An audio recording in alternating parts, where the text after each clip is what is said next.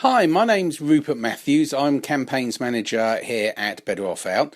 Now, this week our podcast follows our campaign team on trips to Devon, Wiltshire, Somerset and Essex. We take in a varied patch of incidents ranging from prehistoric megaliths to a Dark Age warrior king and a very modern cream tea. And actually, thinking about it, I seem to be getting something of fixation with cream teas. We had one last week as well. So we start this week down in Devon. We're just outside Honiton, next to a very busy road. So I'm sorry about the background noise from all the traffic. But I'm talking here about the Honiton Agricultural Show. Well, here I am at Honiton in Devon. Behind me here are the showgrounds for the Honiton Agricultural Show. And of course, farmers and the whole agricultural sector is one part of the British economy that is very heavily mixed up with the European Union. Virtually every farmer in this country receives subsidies or grants or some form of financial help from the European Union. However, the Common Agricultural Policy, which is run by the European Union, isn't really designed for British farmers. The benchmark for the Common Agricultural Policies are the sort of small-scale part-time farmers that you find particularly in countries such as Italy, southern France, Spain, Portugal, areas like that. So if Britain were to leave the European Union, the agricultural policy that we would have could be designed by the British government specifically for British farmers. And not only would it be tailor-made for our local farmers, but of course Britain pays in far more to the Common Agricultural Policy than British farmers get back. So the same level of subsidy could be given to British farmers on a more equitable footing in a policy designed for British farmers. And the British taxpayer would still have money left over. It's a bit of a win-win situation leaving the European Union.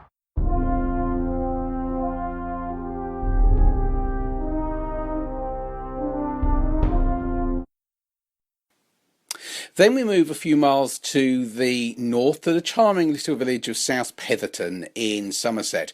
Now, charming and little it may be now, but there was a time when this was the bustling heart of one of the most aggressive of the Dark Age kingdoms here in Britain. Well, here we are, we're in Silver Street, South Petherton in Somerset, and 1,400 years ago King Einar of Wessex built his royal palace about 50 yards in that direction. Now, there's nothing left of it now. He built it in wood and it was 1,400 years ago.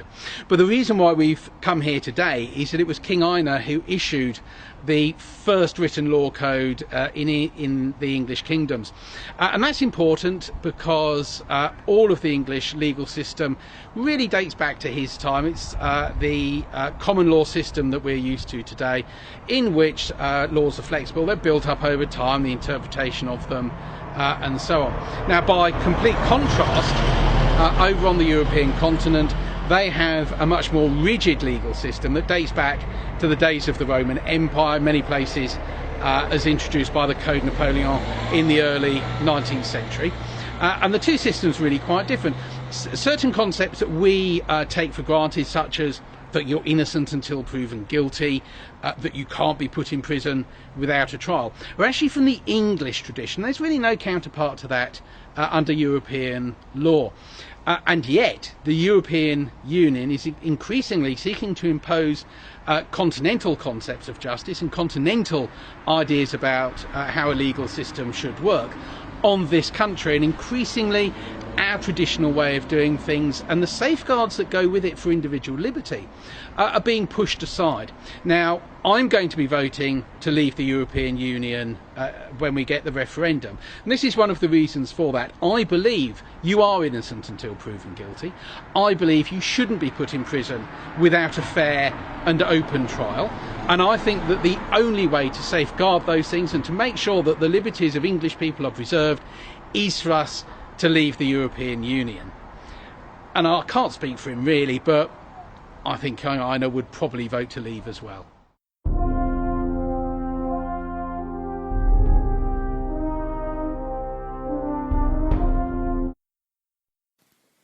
Then we move on to Wiltshire. We're heading for Avebury, famous for its vast henge and dozens of enormous standing stones. We also pay a quick visit to the nearby and incredibly enigmatic Silbury Hill.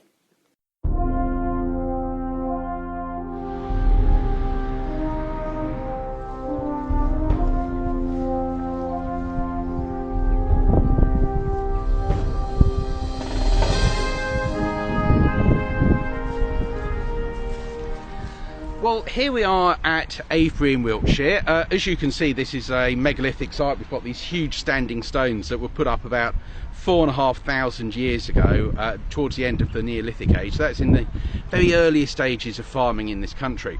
And there aren't just hundreds of stones here in Avebury itself.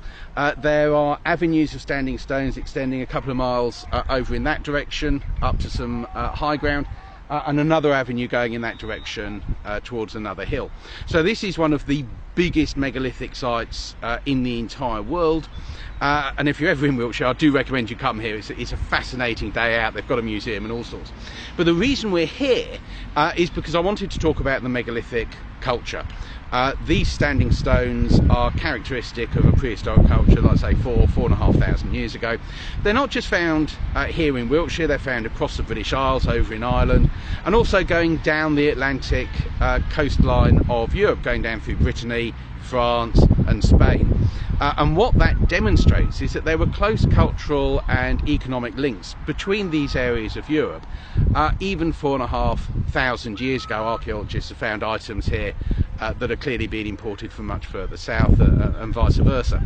And that proves that cultural links and economic links between the British Isles and the continent of Europe have been going on for hundreds of generations. Long before we joined the European Union, our links with Europe do not depend on us being members of the European Union in any way.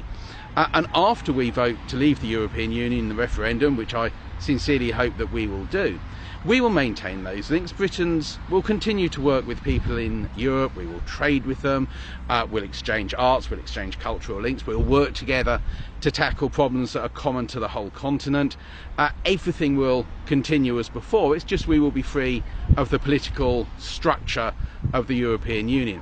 So, just as the people who built this magnificent stone circle 4,500 years ago cooperated with, worked with and traded with their neighbours on the continent of Europe, so we will continue to do so after we leave the European Union and become an independent country once again, just like these guys were.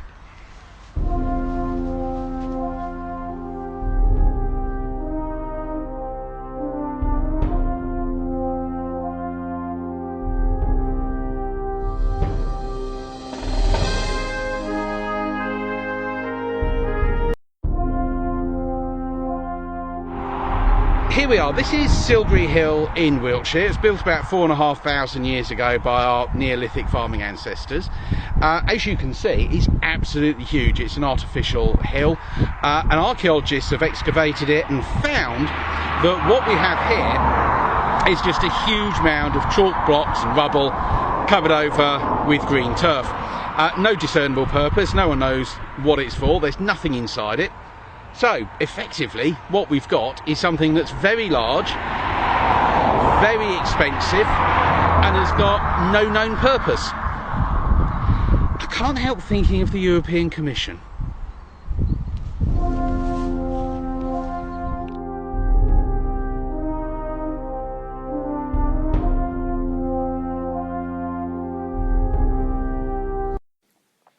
We then head east to Essex, and in particular to Colchester, where we stop off to learn about the wool trade from previous generations and what that can tell us about the modern European Union and the way in which Britain trades with it. Well, we're here in Colchester. We've been holding a meeting here. What I wanted to say about Colchester, though, has to do with international trade and in particular with Britain's trade with the continent of Europe. Up until about 1300, Colchester was really quite a small town. But suddenly, within the space of about 100 years, Colchester absolutely boomed.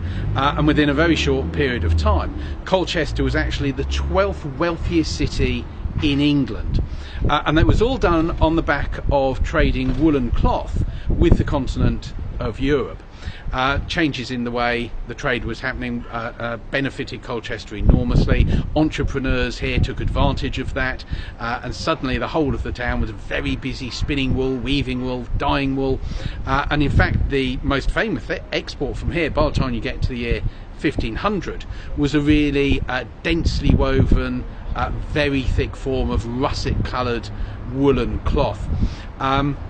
And the reason why that's relevant is that that huge boom in employment, in wealth and in trade happened when England was not part of the European Union.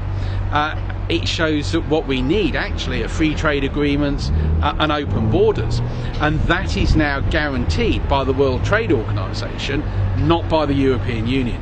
So if Britain votes to leave the European Union, as I believe we should, then that sort of trade, that sort of wealth creation will continue, because under the rules of the World Trade Organization it's possible to do that, and the European Union simply cannot put up the sort of trade barriers that some people are trying to scaremonger about. So here we are in Colchester. It is a fine example of what British business and British workers can achieve when they're given the opportunity to do so, and it also shows us that in leaving the European Union we can continue to trade with them.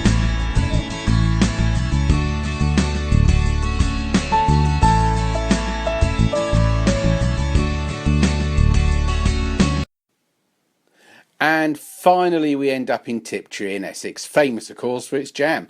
That's where I got my cracking cream tea, it must be said. But first of all, I stopped off to ponder the meaning of Tiptree jam and indeed cream teas for the EU referendum.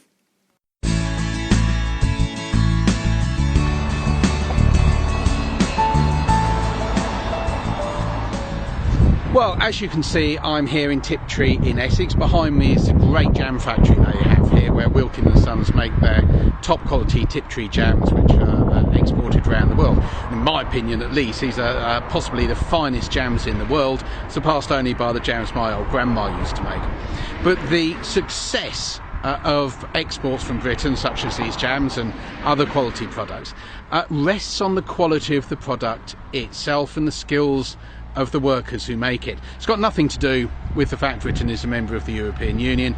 In fact, our membership of the European Union is completely immaterial.